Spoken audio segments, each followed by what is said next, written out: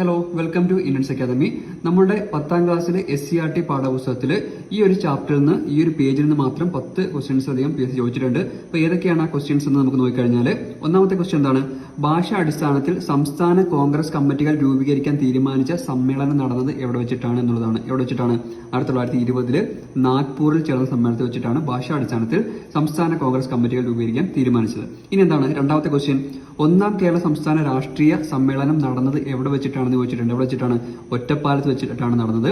ഏത് വർഷമാണെന്ന് ചോദിച്ചിട്ടുണ്ട്. 1921 ഏപ്രിൽ 23 ഒന്നാം കേരള സംസ്ഥാന രാഷ്ട്രീയ സമ്മേളനം നടന്നത്. ഇനി എന്താണ് PSC ചോദിച്ചത്? ആന്ധ്ര കേസരി എന്നറിയപ്പെടുന്ന ആരാണ് എന്നുള്ളതാണ്. ആരാണ് ആന്ധ്ര കേസരി? T പ്രകാശമാണ് ആന്ധ്ര കേസരി. അതേപോലെ തന്നെ PSC വീണ്ടും എന്ത് വെച്ചിട്ടുണ്ട്?